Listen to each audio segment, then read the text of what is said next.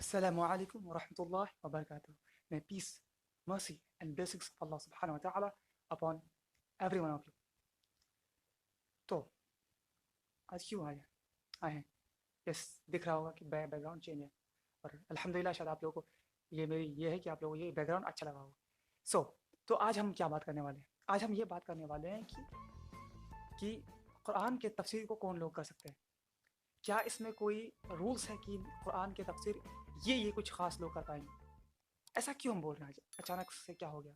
इसलिए बोल रहे हैं क्योंकि हमने कुछ लोगों से मिला, कुछ बातचीत किया, तो हमें ये पता चला कि ये प्रॉब्लम जो है सिर्फ कुछ लोग का नहीं, बहुत लोग का है. क्या है कि कुछ लोग ये सोचते हैं कि जो कुरान है इसका तफसीर, इसका एक्सप्लेनेशन जो है कुछ ख़ास लोग दे पाएंगे. यानी कुछ ख़ास लोग का मतलब कि सिर्फ उलमा, यानी सिर्फ उलमा यानी स्कॉलर, यानी सिर्फ जानकार लोग ही इनके बारे में बात कर सकेंगे. तो सबसे पहली बात हमें करनी है उन लोगों से जो ऐसा थिंकिंग करते हैं, जो ऐसा सोचते हैं, राइट. सबसे पहली बात क्यों है ये हम कह रहे हैं क्योंकि हम भी कुरान के कुछ हद तक तफसीर करते हैं. हमको ये कहना ज़रूरी है अब कि मेरा क्या हक है इसमें, क्या हम सही में हम कर रहे हैं तो ये सही कि गलत. सबसे पहली बात, कुरान में जो भी बातें हैं या अल्लाह के रसूल यानी अहादीस, इसमें जितनी सारी बातें हैं वो हर एक इंसान पर फ़र्ज़ है. जैसे अल्लाह के रसूल ने फरमाया है सहीह बुखारी में कि तलबुल इल्मी फ़रीज़तुन अला कुल्ली मुस्लिम व मुस्लिमा, यानी इल्म का सीखना हर एक मर्द और औरत पर फ़र्ज़ है. सुभान अल्लाह. यानी इल्म जो है, यानी जो इल्म यानी एजुकेशन जो है वो हर एक इंसानों पर, जो चाहे मर्द व औरत, उन पर फ़र्ज़ है, वाजिब है, उनको सीखना ही पड़ेगा. उनके लिए कोई बहाना नहीं. तो तफसीर में आते हैं. तो सबसे पहली बात, कुरान के साथ क्या करना है, क्या नहीं करना है, वो ना हम बताएंगे, ना आपके सामने वाले बताएंगे, ना ना ना बड़े बड़े उलमा बताएंगे. जी, आप शायद सुनको बुरा लग रहा होगा, लेकिन यस, दिस इज आपको कौन बताएगा कि कुरान के साथ क्या करना है, यानी कुरान को किस तरीके से पढ़ना है, किस तरीके से रिप्रेजेंट करना है, ये कौन बताएगा. यानी इस्लाम में कौन क्या है, कौन बताएगा इस्लाम में, यानी कौन बताएगा? कुरान खुद बताएगा. और अल्लाह के रसूल यानी अहदीस. क्यों हम बोल रहे हैं? क्योंकि अल्लाह सूरह तगाबुन में फरमाते हैं और बहुत सारे जगह फरमाते हैं कि वातिउल्लाह वातिउर रसूल, यानी तुम अल्लाह और अल्लाह के रसूल की इताअत करो. यानी तुम कुरान को भी मानो, और तो अल्लाह के रसूल ने जो तुम्हें कहा है, यानी हदीस के फॉर्म पे, वो भी तुम्हें मानना है, राइट.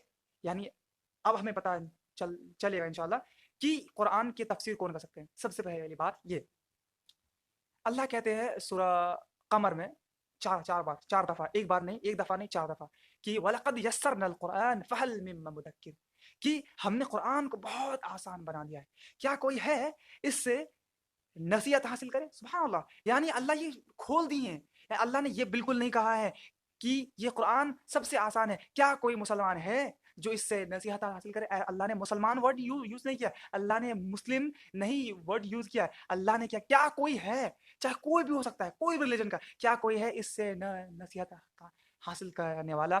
और जिक्र का मतलब है कि क्या अल्लाह ने कुरान को बहुत पढ़ने के लिए आसान बनाया है, याद करने के लिए आसान बनाया है, समझने के लिए बहुत आसान किया है. तो क्या कोई है जो इससे नसीहत हासिल करने वाला है, राइट.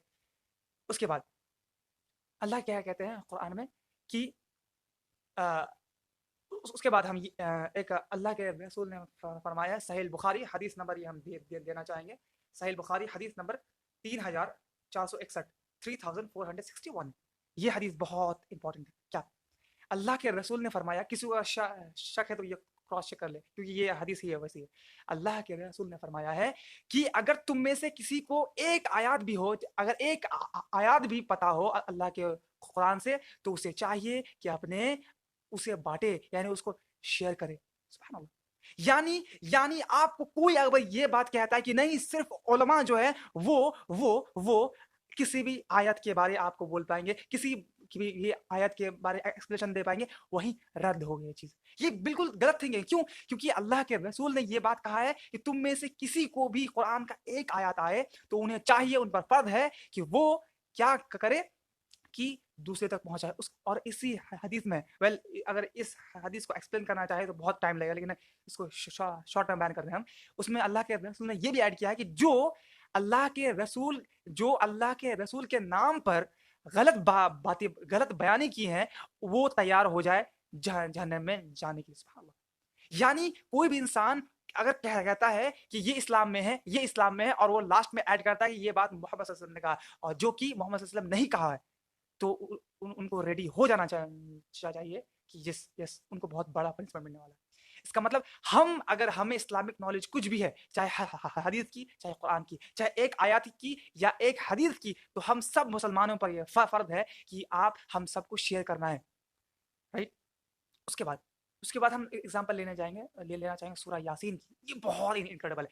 یہ ایگزامپل اگر کسی کو سمجھ میں نہیں آیا نا تو آئی ڈونٹ نو کہ اب کون سمجھا پائے گا اس کو. سورہ یاسین میں اللہ ایک سین بیان کرتے ہیں. سین یہ ہے, بہت غور سے سنیے, ایک کہانی کے ٹائپ سے سنیے. ایک سین یہ ہے کہ کچھ نبی جو ہے اللہ کچھ نبیوں کو بھیجتے ہیں کسی قوم کے پاس, اور وہ نبی لوگ اپنے قوم کو بولتے ہیں کہ یا قومی, اے میری قوم, تم لوگ برے کام چھوڑ دو, اچھے کام کرو. اللہ نے تمہیں اللہ نے ہمیں بھیجا ہے رسول بنا کر, اور میری بات مانو. ہم اس کام جو کر رہے ہیں, جو تم لوگوں کو دین کی دعوت دے رہے ہیں, ہم اس کے لیے تم سے کوئی بھی معاوضہ کوئی بھی پیسہ چارج نہیں کر رہے. تو قوم نے جواب کیا دیا کہ قوم نے ان گروپس نے ان نبیوں کو یہ جواب دیا کہ تم اگر چپ نہیں رہو گے تو تم کو سمسنگار کر دیں گے, یعنی تم کو مار ڈالیں گے. سبحان اللہ. یہ ان قوم کا کیا تھا, آنسر تھا.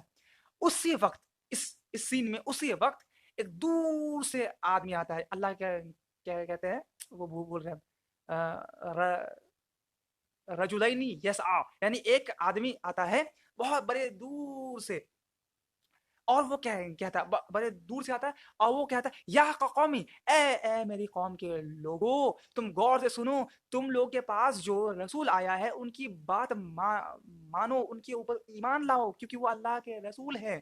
اگر تم ایسا نہ کرو گے تو تمہیں پنشمنٹ ملے گا, اور یہ جو نبی ہیں یہ تم سے کوئی بھی معاوضہ کوئی پیسہ نہیں مانگے اس باتوں سے. یہ پوائنٹ میں نوٹڈ بہت بڑے غور سے. وہ آدمی کیا تھا, عام آدمی تھا. اللہ کہتے ہیں کہ رجلینی جیسا کوئی بھی ایک آدمی دور سے آتا ہے چلاتے ہوئے یہ میسج دیتا ہے. لیکن آپ ذرا غور کیے, وہاں پر اللہ کے رسول موجود ہے اور اللہ کے رسول لوگ وہاں پر بیان کر رہے اپنے قوموں کو سمجھا رہے ہیں. لیکن ایک بندہ جو عام آدمی ہے وہ ان کے سپورٹ میں خطبہ دے رہا ہے, یعنی ان کے قوموں کو سمجھا رہا ہے. اب آپ کا سوال یہ ہوگا کہ اچھا, بالکل سوال ہو سکتا ہے کہ وہاں تو اللہ کے رسول موجود ہے, رائٹ, وہ سمجھا رہے, انہی کو رائٹ ہے, اللہ نے جو کہا ہے, اللہ نے جو میسج پہنچایا ہے وہ اپنے قوم تک پہنچانا ہے. لیکن ایک عام آدمی اس کا تو کوئی حق نہیں ہے. اللہ کے رسول موجود ہے وہاں پر, ایک عام آدمی آ کے وہاں پر یہ بات بول رہا ہے کہ تم ان پر یہ لاؤ, ایمان لاؤ. سوچنے کی بات ہے. اس سے ہمیں کیا پتہ چلتا ہے, صاف یہ پتہ چلتا ہے کہ جو اللہ نے قرآن میں یا کسی بھی تورات انجیل زبور جو بھی آسمانی کتاب ہے یا اللہ کا جو میسج ہے وہ کوئی بیان کر سکتا ہے. لیکن سب سے بڑا پروٹوکول کس کے پاس ہے, نبی کے پاس. یعنی نبی وہ بیان کر دیں گے, نبی وہ ڈیلیور کر دیں گے, تب ان کے پیروی ہم کریں گے, یعنی ان کے نقش و قدم پر ہم چلیں گے. سبحان اللہ. یعنی اس سے کیا پتہ چلتا ہے, اس سے یہ پتہ چلتا ہے کہ اس سورہ یاسین کے ایگزامپل سے کہ کوئی بھی قرآن کا تفسیر بالکل کر سکتا ہے, لیکن ان کا طریقہ کیا ہونا چاہیے, ان کا طریقہ جو کہ اللہ کے رسول نے بتایا, اور اللہ کے رسول نے کیا بتایا ہے, بڑے غور سے سنیے. اللہ کے رسول نے فرمایا ہے, صحیح البخاری میں ہے, کہ وہ کامیاب ہو جائیں گے جو اللہ نے جو کہا یعنی قرآن کو اور میرے سنت کو کس کے پکڑ لیں گے. سبحان اللہ. اور اللہ خود قرآن میں کہتا ہے کہ تم اللہ کے رسیوں کو کس کے پکڑ لو, اور اللہ کا رسی کیا ہے, قرآن ہے. سبحان اللہ. اس سے ہمیں یہ صاف پتہ چلتا ہے کہ ہم لوگ ویٹ تو کیا پتہ چلتا ہے کہ ہمیں اگر ہم قرآن کو ایکسپلین بھی کر رہے ہیں آپ کے سامنے, تو میرا طریقہ کیا ہونا چاہیے, اہل سنہ والجماع, یعنی قرآن اس طریقے سے ہم ایکسپلین کریں گے جس طریقے سے محمد رسول اللہ صلی اللہ علیہ وسلم نے ہمیں کہا ہے, اس کا ایگزامپل سورہ فاتحہ میں کیا ہے؟ غیر المغضوب علیہم ولا الضالین، اس کا تفسیر محمد صلی اللہ علیہ وسلم نے کہا کر دیا ہے، اور محمد صلی اللہ علیہ وسلم نے خود کہا ہے کہ یہ آیات خاص طور پر والیہود والنصارى، یعنی یہ یہود یعنی کرسچن اور جوز کے لیے، اور اس پر ہم اپنا دماغ نہیں لگا سکتے کیونکہ محمد صلی اللہ علیہ وسلم نے تفسیر کیا ہے۔ ہاں ہم یہ دماغ لگا سکتے ہیں کہ محمد رسول اللہ نے یہ بات کیوں کہا ہے، بہت صحیح میں بہت کیوں کہا ہے، کیوں کہا ہے؟ کیونکہ جو پرابلمس یہود اور نصارہ کرسچن جوز میں تھا وہ ہم پر نہ آ جائے۔ اس میں اگر کہنے بیٹھ جائیں تو بہت ٹائم لگ جائے گا، تو ہم یہ بات ہو گیا کہ ہم تفسیر اگر کریں گے تو محمد صلی اللہ علیہ وسلم کے طریقے میں، اور اس کے بعد صحابہ اکرام رضی اللہ عنہ اجمعین ان کو کیسے بھول سکتے ہیں؟ اور سب سے بڑے اسکالر قرآن کے ابن عباس رضی اللہ عنہ اور زید ابن ثابت رضی اللہ عنہ، ابن مسعود رضی اللہ عنہ، اور ایٹسٹرا بہت سارے ہیں جنہوں نے قرآن کے بہترین تفسیر کی ہیں۔ اس کے بعد تابعین، اور ابھی اگر دیکھیں تو الطبری، ابن کثیر اور دمخشری، بہت سارے ایسے تفسیر، لیکن بیس کیا ہوگا؟ بیس ہوگا اللہ کے رسول نے جو کہا ہے اور ان کے صحابہ نے کہا ہے، اس پر کوئی سوال نہیں اٹھا سکتا، رائٹ؟ یعنی انہوں نے جو حد باندھا ہے اس کے حد سے ہم نکل نہیں سکتے ہیں۔ یعنی ہم بھی اگر آپ کے سامنے کوئی بھی قرآن کے بارے کہتے ہیں تو ہم بھی، میرے خیال میں رہتا ہے کہ انہوں نے ان کے بارے میں کیا کہا ہے۔ تو کیا اب ذرا یہ بات بہت غور سے سنیے گا، جو شاید بہتوں کو چونک سکتے بہت لوگ۔ تو کیا ہم لوگ تفسیر نہیں کر سکتے؟ بالکل کر سکتے۔ کیسے؟ آپ کو دیتے ہیں ایگزامپل، بہت بڑا ایگزامپل ہے۔ کیسے کہ یہ بات صحیح ہے کہ بہت علماء نے، جیسے ابھی نیا، اگر کچھ دن مطلب کچھ سال پہلے دیکھا جائے تو دمخشری ہے، ابن کثیر ہے، اور سارے علماء ہیں جو تفسیر کیے ہیں۔ تو لیکن اور جو ابن عباس، جو ہمارے جو صحابہ اکرام رضی اللہ عنہم نے، وہ بھی تفسیر کیے ہیں۔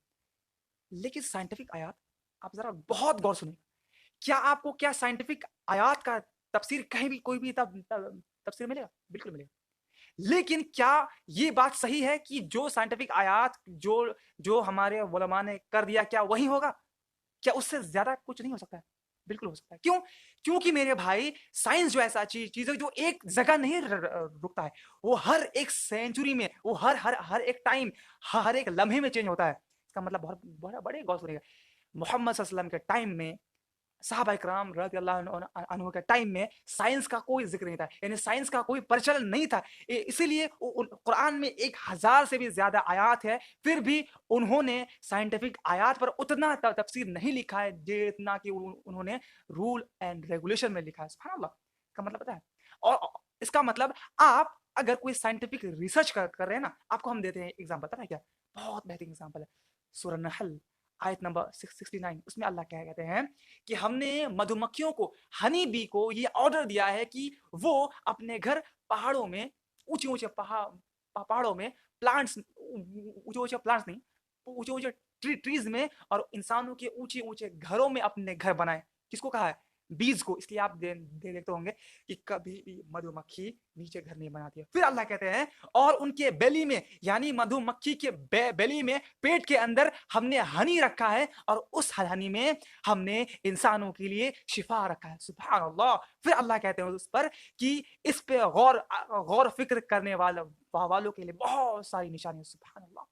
یعنی اللہ کہہ رہے ہیں اس کا تفسیر ہم کو کہاں ملے گا؟ اس آیات کا تفسیر ہمیں کہاں ملے گا؟ پتہ کہاں ملے گا؟ اس آیات کا تفسیر ہم کو وہاں ملے گا جب ہم لوگ کھیت میں جائیں اور ہنی بی کو دیکھیں وہ کس طریقے سے کام کر رہا ہے، وہ کس طریقے سے گھر بنا رہا ہے، اس کے پیٹ میں کس طریقے سے ہنی بی بن رہا ہے، اور وہ ہنی بی میڈیسن میں کیسے کام کر رہا ہے۔